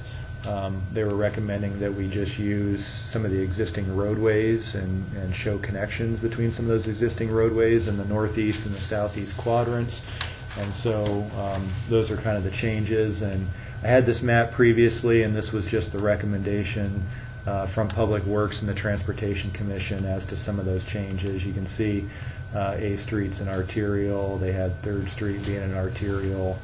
Well, it looks like Palouse River Drive is recommending to stay the same and leave that as an arterial. But you can see the alternate highway alignments are disappeared from this view, and now they're using Palouse River Drive heading up and using some of the existing roadway network to work your way around to 95, but still retaining that southwest quadrant and the northwest quadrant, which are southwest is the most preferred, or I guess it would be utilized the most as far as all the quadrants that were studied for the alternate highway bypass. So this is kind of the information that I had sent out in the email, gone through. This is what we had in the 1999 comp plan. Just for some history, we had, I believe, 6th, 3rd, both designated as collectors, all the way to Mountain View. I think D's, for the most part, always been proposed to be an arterial or designated as an arterial. And we, oddly enough, had the alternate highway bypasses here in the northwest and the southwest quadrants. This was what in the multimodal transportation plan, what the adopted street designations are. Show 6th and 3rd as being collectors. Doesn't show proposed alignments. This is just existing. So it does have A Street designated as the arterial, and it does have the western section of Palouse River Drive as a collector in this designation. So it's kind of, I mean, these roads have jumped around depending upon what document you're looking at. And then this is the map that I had sent around as well. This is the 2010 functional classification map that we have on file with the state for our grant funding. And the purple, so this is kind of reverse. The purple is actually collectors, and the green is arterials. So this is 2010. I think was the last time we had filed this with the state, and we'll probably be looking at whatever we decide for the thoroughfare plan. Will probably ultimately be sent down, and we'll update our functional classification map with them. So I just wanted to give you a little bit more information in case you needed it, but I think that is really probably the decision we need to make, is what our recommendations are.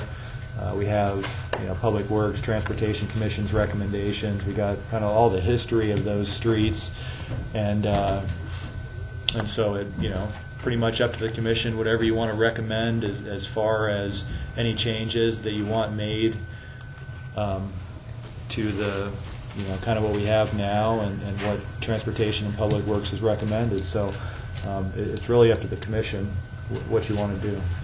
So let's go back and let's try this one more time. Of course, I've asked Les this question a few times, and he never answers it. But why do you think D was shown as an arterial as opposed to a 6th and a 3rd? Why do you think D was chosen that way? Can you go back? You have a better history, maybe, Joel. I can't answer that. I don't know. I'm puzzled too now. Because D doesn't go. D gets you to the highway. Yeah. That makes sense. But it doesn't take you further. Of course, we know that 6. Well, it connects into the couplet. It connects into the couplet, and then that. Yeah, well, the couplet wasn't there for many years, but it connects. But it was there in highway. '99. Right. Yeah. Right. So it does that. It does that. And I guess the other thing that it's interesting to point out is that it would appear that we have a major street. I'm not going to call it an arterial or a collector, but I'm going to say a street every half mile. So it seems like, of course, the highway's here, and we use white, and then you go over a half mile and there's 6th, and you go another half mile and there's D. You come a half mile down here and there's Palouse. Notice that beyond D, the city, no one can deal with the next half mile.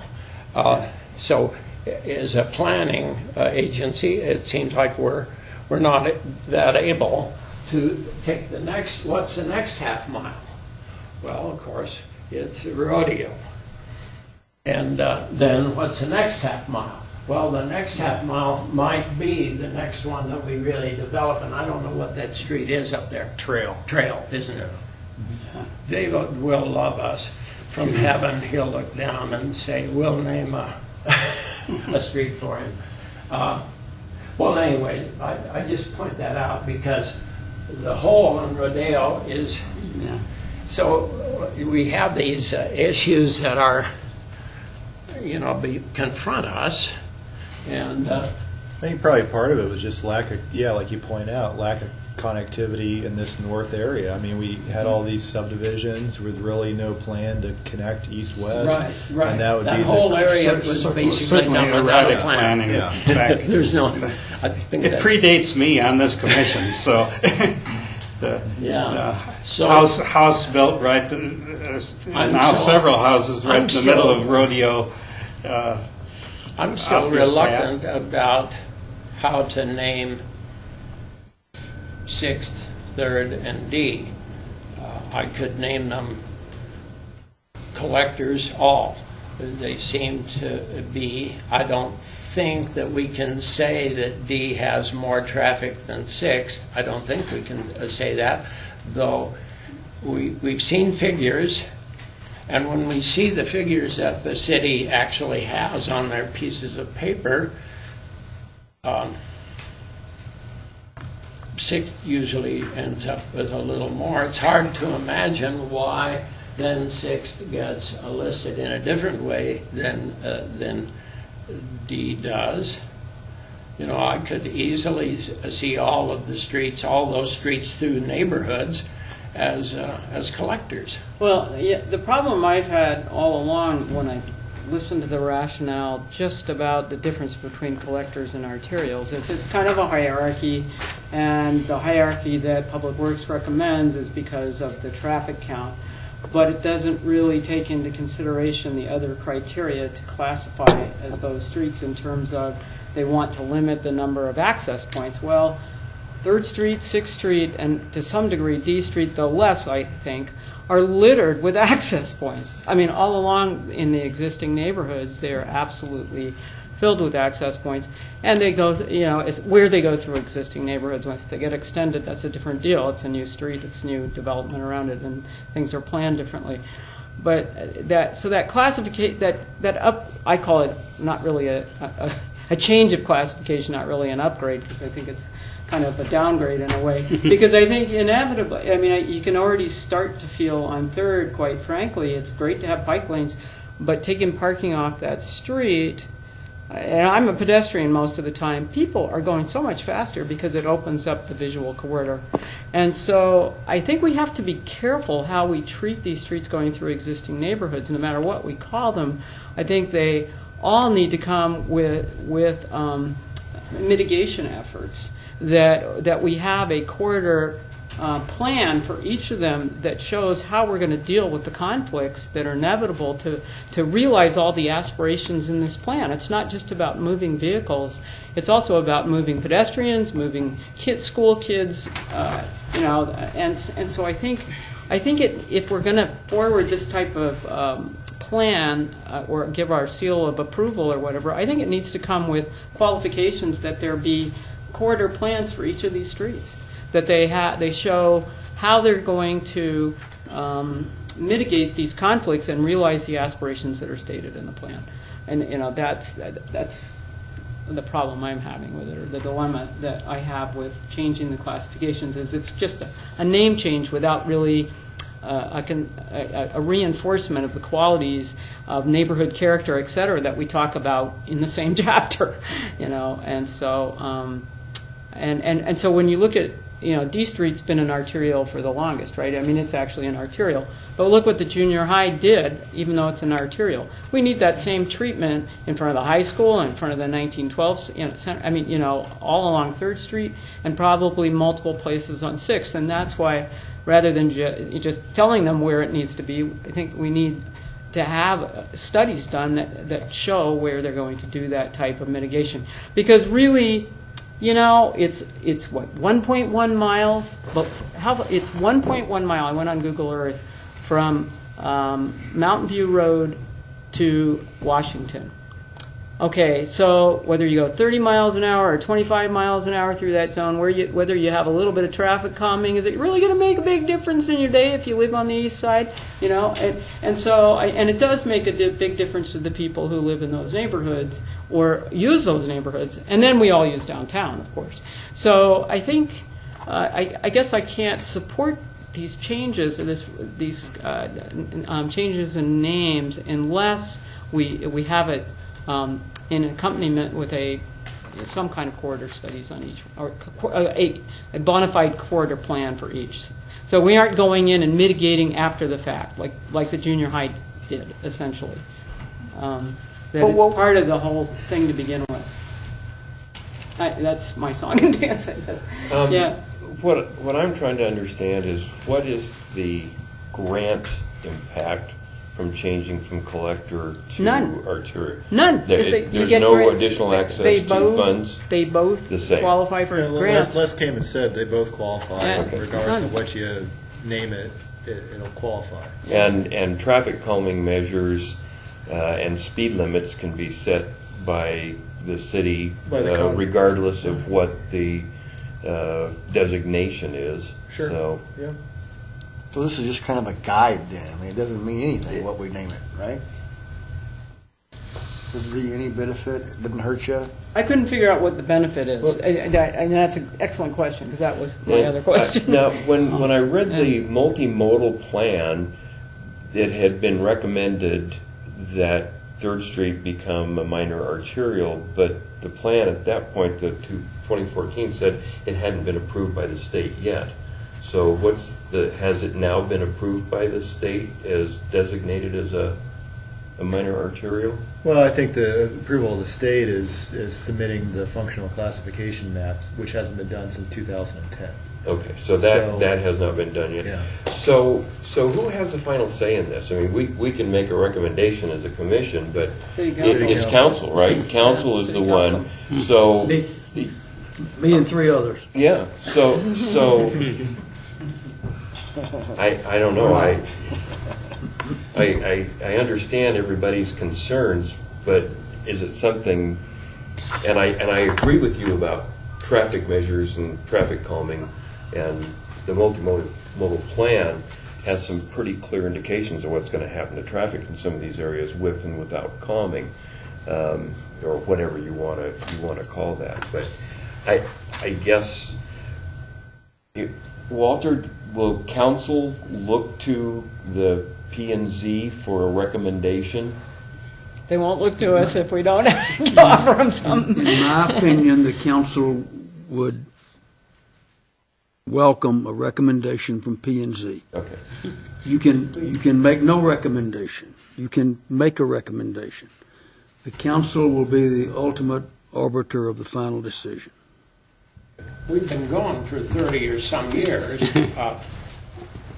Rob, or 40 years or how many, and we never get to make the decision. That's not even a question. We all know that. No, that's not an issue. The city council, we give our best advice to the city council, and I think they, if they don't demand it, I think they demand it by having the commissions that they have.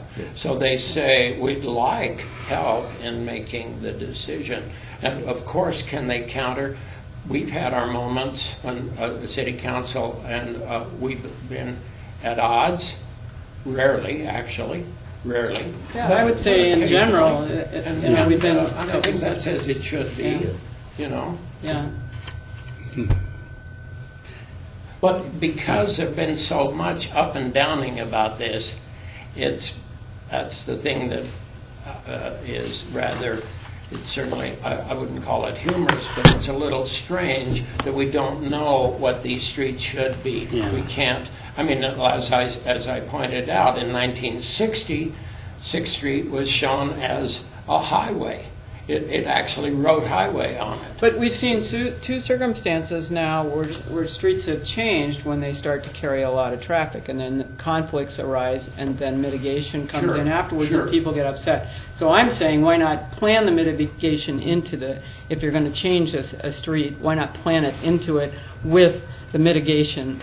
Yeah, absolutely. I mean, what were you going to say? Well, and in a way, one of the largest mitigations is one that we didn't plan exactly, is on Washington and 3rd or Main. I mean, the klutz of traffic in the middle of our town is something that we just don't know what to do about. Yeah. I don't think. And that's a big conflict. Yeah. In other words, there's a hunk of traffic there, more common than any other place in town. Right. Maybe coming on the highway as you turn on Jackson, it is also quite a few cars waiting to get back. But that in a sense is the largest traffic calming device that we have, because you get to sit there for 4 or 5 minutes and just. Well, a significant part of the, I'm not sure whether to say confusion or controversy or whatever, has been that in recent years, at least, on the maps, the 3 streets in question have had different designations. And I guess I fail to see why why they should be different. I do not see that much different between D Street and 3rd Street and 6th Street. They perform rather similar functions for city east-west transportation. They each have advantages and disadvantages. They encounter similar public functions in adjacent areas and so on. So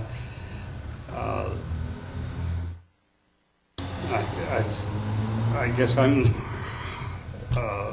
would be inclined to have them classified the same, whether it be minor arterial or collector. I guess I tend to favor minor arterial for the three, but why are they different? I'm right with you. I figure all three of them minor arterials, but they must be different because of traffic count, isn't it?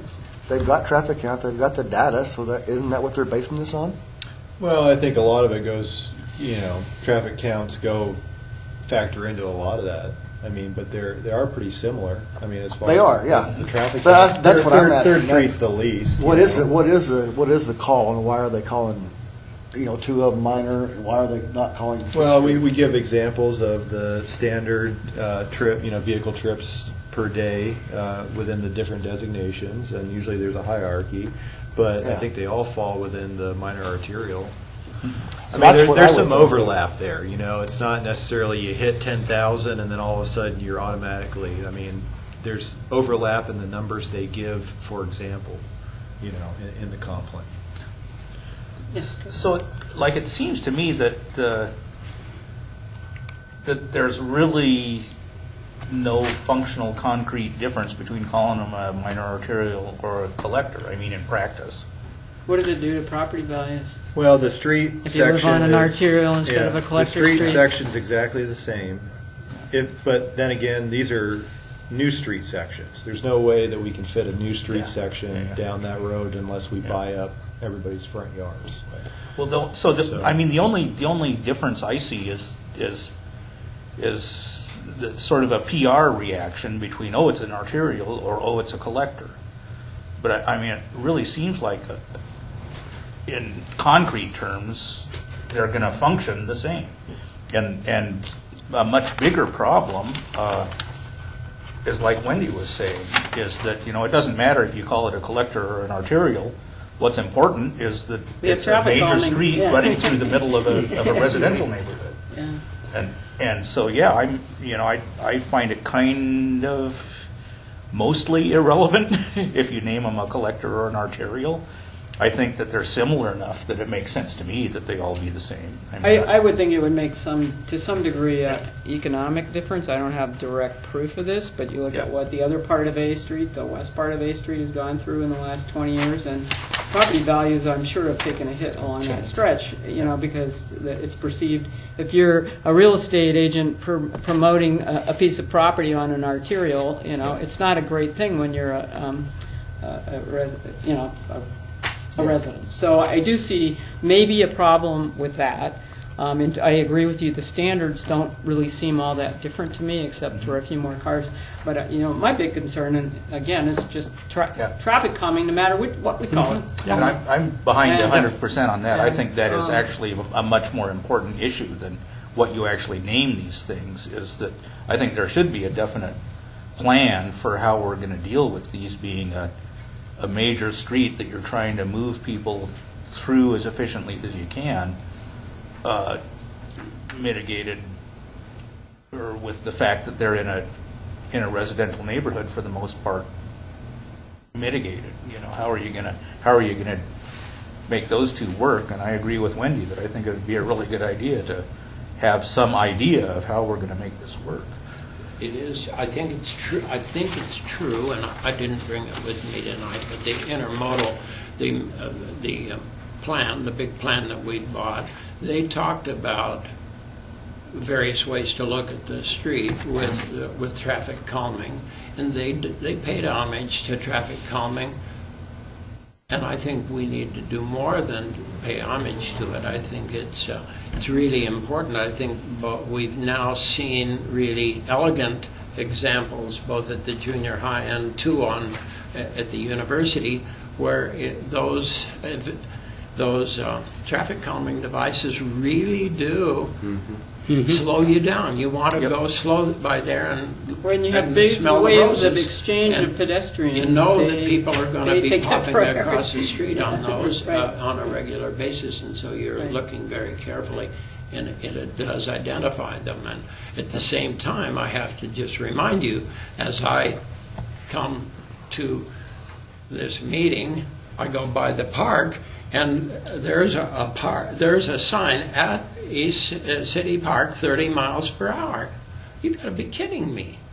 Why would we make it 125 is a sort of basic standard in residential areas. Why would we put 30 mile an hour by the park, at the park? Here's a little kid trying to get over there to play on the swing, and we're saying, let's go 30. I don't understand that. I must say that it seems strange. It was 25 in front of Lena Whitmore, and then it goes to 30, and then it's 25 again. So we have 5 blocks of 30. What? Between, it doesn't. Again, it only makes about a So minute's that difference just, to change the speed limit there. yeah. But Rob, you were... Well, I agree with what Joel is saying, and Kurt is kind of saying the same thing. I think that, and my sense is that in the end, these are going to be named minor arterials when it comes to a final decision. I would like to move the issue forward, but I do have a question. Can we make a motion that we adopt the map, or however we call it, designating them, the 3 streets, D, 3rd, and 6th, as minor arterials, but have some language in there that says that there needs to be further study on those streets for traffic calming and safety measures, or however you want to say it. A corridor plan is what A I'd corridor like to see. plan. Yeah, I mean, on each of those, yeah. So we go ahead with our recommendation, which I know not everybody agrees with. I understand that, but I think we've got to move the issue off our plate and get it where it belongs, and then find a way to push the corridor study. I would support a motion like that. I so move. So are you seconding? Or? I'm seconding it. So is that, just to be clear, is that... Which plan? Yeah.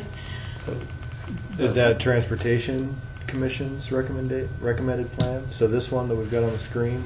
Well, that leaves it 6th the way Street is, off, or we doesn't can it? cha- Well, yeah. what? That's the multimodal plan, isn't it? No, that was... I think it is. It's taken the multimodal plan, but it's also Public Works and Transportation's final recommendation. And what changed from the, if I may, Madam Chair, what changed from the multimodal? The change was there is this portion that went through the U of I's farm dairy property that was designated as a collector.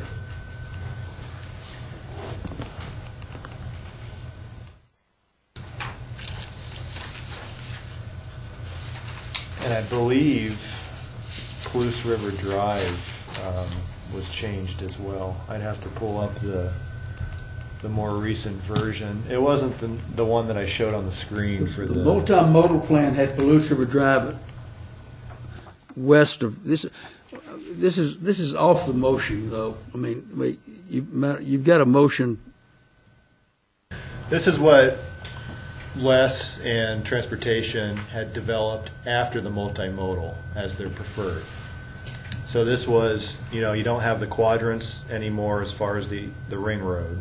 So those are the new alignments. And we have this section, and then we have, 3rd as a minor arterial. I believe they were recommending that Joseph be a minor arterial as well, and that was recommended to be changed back to a collector. I think I've got it in my larger slide. I can bring that up. Well, I guess part of the complication with the motion is that we've included 6th Street as a minor arterial so that all three of those east-west routes Yeah. are treated the same, but I don't know if that creates a problem for Well, it the seems map. like Yeah, we we have can- street recommend reclassification what as we a want. sub-issue. Yeah, well, We have this general plan with all these other peripheral Right. circulation routes and components to it. And then within that, we have a street reclassification proposal. And so in a way, to me, they almost need to be separated, or at least Well, I tweaked. guess, yeah, are we supposed to be and- adopting their recommended plan, or?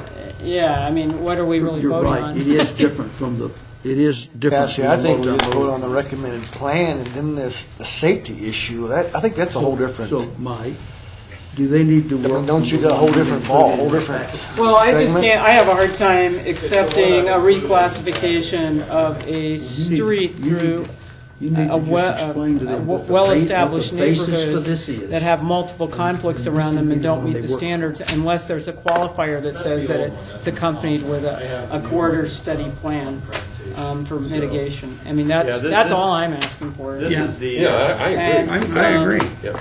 This is the multimodal. So the changes that were made were the ones I mentioned. So if you look at the collector, the dash line by the university's property north of the mall, that's been proposed to be changed to a future minor arterial. They had an arterial. Like the junior high, how did that come Here. about when they built that? Because that's perfect, that's something that we kind of need on the high school. So this has That's come been, about yeah, because of so this was the safety issues? multimodal plan. So this has been Probably, changed. Yeah, I'm sure it is, yeah. Proposed to be changed was this portion right here. They had this as a collector, which is odd because they've got a minor arterial on this portion by War Bonnet, and then you've got A Street proposed to be a minor arterial all the way up, and then they've got this section as a collector. So they had recommended this be all minor arterial, the whole A Street corridor. The other change was Joseph. They had this as a minor arterial. They'd recommended changing that back to a collector. That then- seems odd to me. It Yeah. carries a lot of traffic from the east. And then I think Palouse River Drive, they had a collector, and I think they were wanting to change that back to a minor arterial. So we're not really looking So at those are the the right three- thing. Those are the three changes from the multimodal plan. Yeah, those are the three changes from the multimodal plan. Okay.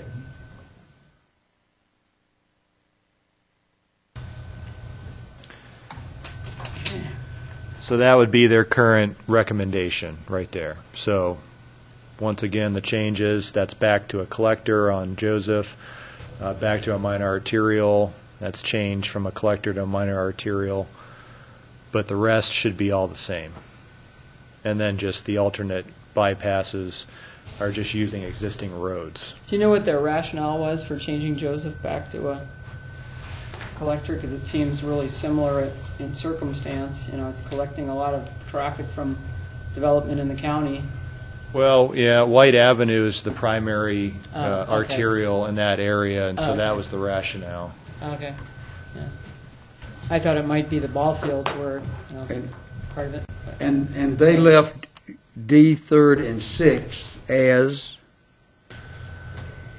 collectors. They're proposing to have it minor arterial, and collector. collector. Yeah. Yeah. Okay, so that's what's in front of this group. So what we, then, the motion then, if I can, needs to be that we adopt this map with a recommendation that the corridor studies be completed for, All three streets. I would think. Well, yeah, I mean, D Street's already done its kind of mitigation, maybe more than the other two. It'd be but a at least corridor plan. Corridor Corridor plan, plan. okay. Corridor plan, yeah, for third and sixth. So If you- that, because my original motion put Sixth Street into play different than this map. So, Could you just go back and I- retract the motion? and start over? yeah, let me retract Yeah. the motion. What about the second? Do we have to? Well, Oh, sorry. I'm not sure what the motion is anymore. It does not achieve the goal of having all three streets with the same Yes, sir. classification. But which I would go back to, it doesn't seem to have any much of a functional difference, and I mean, so I kind of lean towards, well, if Whatever they Public want. Works wants to call them an arterial, okay, if that That's makes where them I'm happy. at. Maybe. Yeah. There's a reason somewhere, so. Well, I kind of question that. Well, the I mean, federal government we haven't heard says one. you don't Yeah. put arterials through residential areas. Well, too late for that one. And, so whether we forget how many cars are going on the street, they do give that advice. And so in my view, we should call all three of them collectors. And so they're fancy collectors. But I understand Les's concern about trying to talk about streets in Seattle and streets in Moscow, because, you know, we don't have any streets like they have in Seattle. And of course, when you have a town of 500,000 or more, you end up with the kinds of volumes that are entirely different.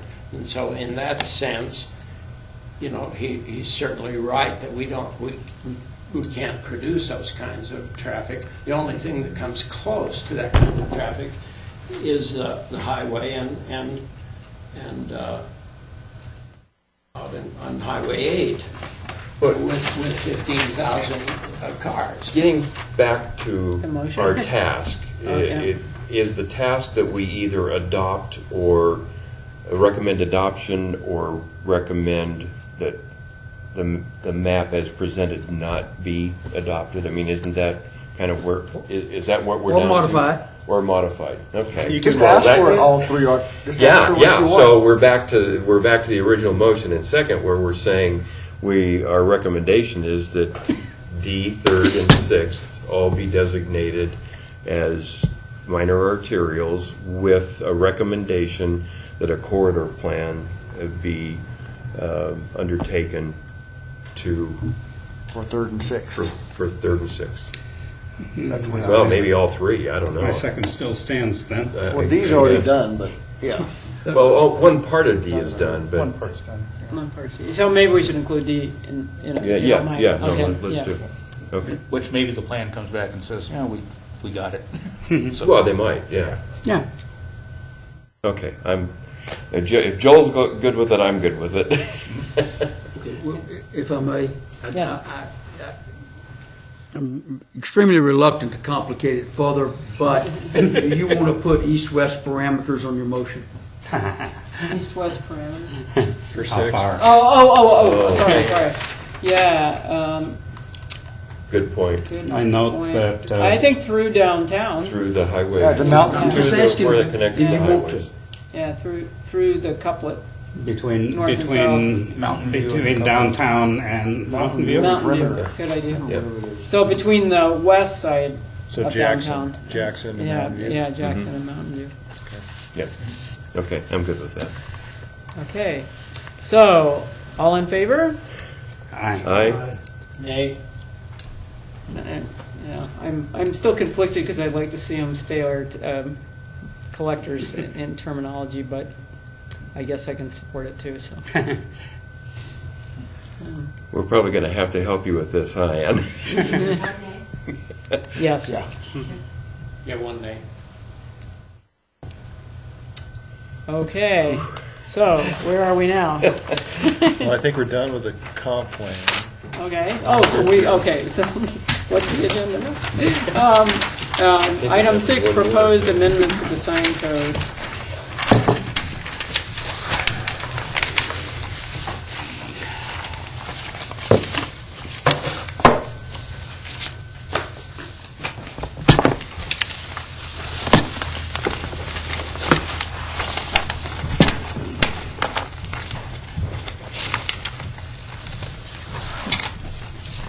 Yeah, so we talked about this a little bit last time.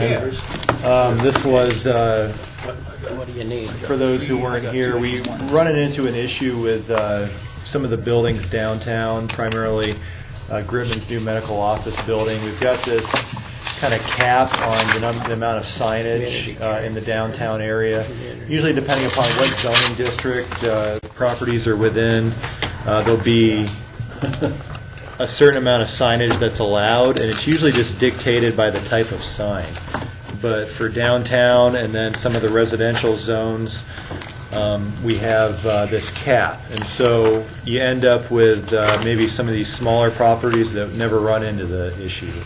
But properties like the Moscow Hotel that have, a lot of businesses maybe on the ground floor or within, their property, it's a huge property and they're limited to 250 square feet, which seems like a lot, but once you, get down to it, it may not be. And we were running into this issue recently with a new medical office building that Gritman built on the triangle there close to the South Couplet. And, needing enough signage for the WWAMI program at the University of Idaho, as well as all the different tenants within that building, Chaz, some of the cardiology.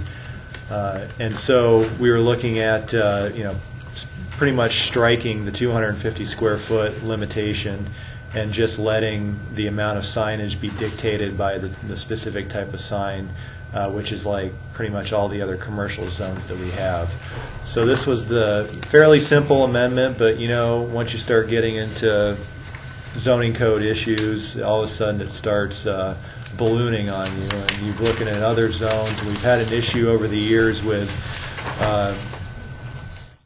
large, mainly church properties that could be a block, take up an entire city block, and be limited to 32 square feet in size, let's say.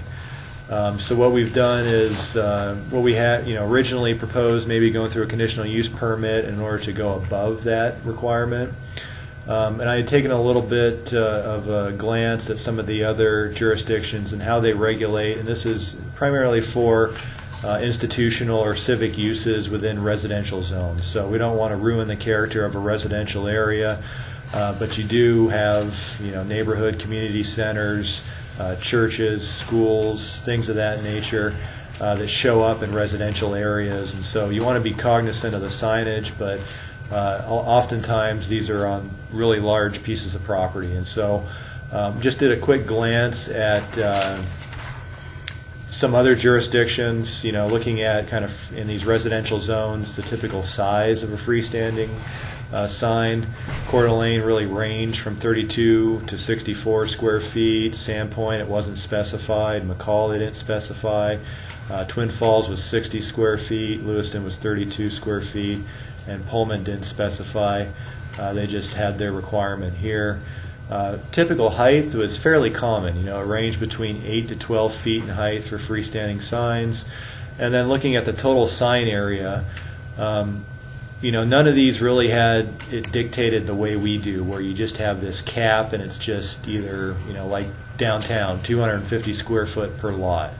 It's almost always either not specified, it's just dictated by the size of the particular type of sign, or it's by the amount of property frontage, so they have a formula that you calculate, and then it gets you, a certain amount of square footage, and then they almost put a max on it. So like Sandpoint, 150 square feet, McCall's 150 square feet, Twin Falls just says one freestanding sign per street frontage. Lewiston, none specified. They just dictate that the sign can't be exceeding 32 square feet in size or 8 feet in height. So that pretty much dictates it. So Pullman, kind of same thing, just allows 1 square foot of aggregate sign surface area for 2 square feet of lot frontage in residential districts. So they have this, don't dictate the size of the sign, just gives you the total square footage.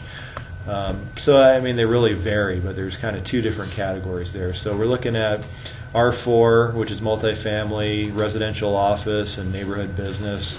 So almost all of these are in residential zones. We formerly had this cap of maximum 32 square feet for permitted institutional, public service, or utility facility or commercial use located on the lot.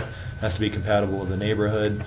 What we thought we'd do is go away from this cap and just let it dictate by the type of sign. So right now there's no really maximum of size of a monument sign, so you could have up to a 32 square foot monument sign, and that could be all your signage. You wouldn't be allowed any other signage. So what we do is limit these to one monument or freestanding sign on each lot frontage. The monument or freestanding sign can't exceed 32 square feet in size, so upping that a little bit, retaining the 10 foot in height, and then also including the wall area. So usually in commercial zones we say 3 times the length of the wall gets you your total square footage. So if you have a 10-foot wall, you multiply that by 3, it gives you 30 square feet of wall signage. We want to be a little cognizant just because these are residential neighborhoods and we don't want to intrude on the character of the neighborhood. And so we had arrived at 1 square foot, 1 square feet times the length of the wall, each wall calculated separately for wall signs. And then you go into no roof, portable signs, can't have any strobes, flashing lights, pretty common. And so that would be the kind of major changes that we're going for in these zones. Some of the more residential zones, so suburban, residential, R1, R2, and R3, these zones don't allow multifamily, and so we'd be getting rid of this cap. They drew a distinction between institutional uses and commercial uses. Institutional got 32 and commercial got 4 before. I mean, 4 is not really much of a sign, it's pretty small. So we'd be using that same structure, just going to maximum of 1 monument or freestanding sign per lot street frontage. Can't exceed 20 square feet, so quite a bit smaller than the former zone there. 10 feet in height, identifying permitted institutional public service or utility facility, and then doing kind of something similar. No monument or freestanding sign shall exceed 4 square feet in size, identifying a permitted commercial use on the lot. I mean, we don't have very many commercial uses. A lot of these uses are going to be public institutional. So I think maybe the only commercial uses I think I had listed in our use table were possibly a bed and breakfast, which you usually don't have a large sign for that, and a golf course. And I don't think we're going to have, probably a golf course could be addressed through a conditional use permit, and they'd have their own signage. And so, I don't see any harm with kind of leaving this at 4, but upping the institutional public service or utility facility signage. And then same thing with the wall signage, doing the 1 square feet times the length of each wall. And so those would be kind of the changes there. And while we have RTO, which is Alturas Technology Park, and university zoning districts. Same thing, eliminating the cap of, this one's actually at 64, allowing 1 monument or freestanding sign on each frontage.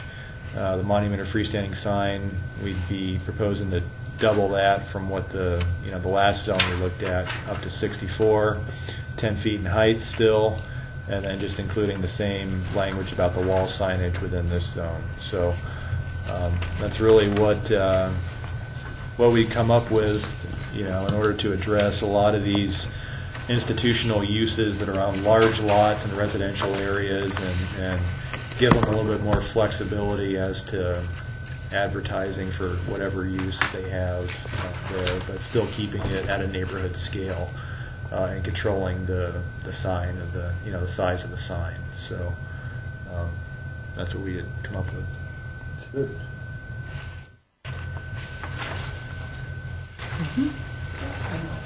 So let's see.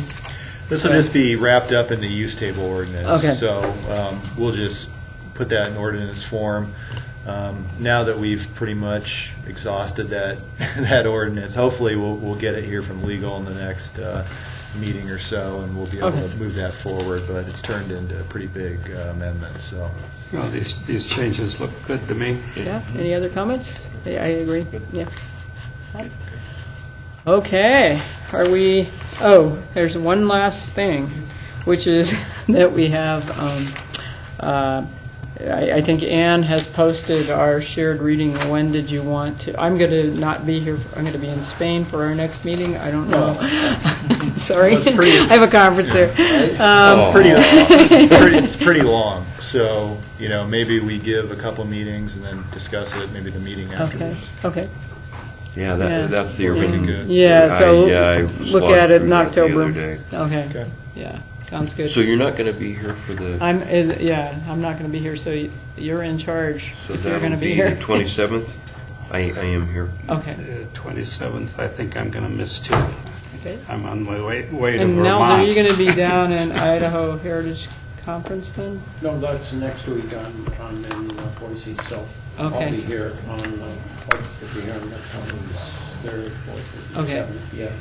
When do you leave? 24th. Oh, so, yeah, and it's the week I'm gone, yeah, it's one of the week, yeah, right.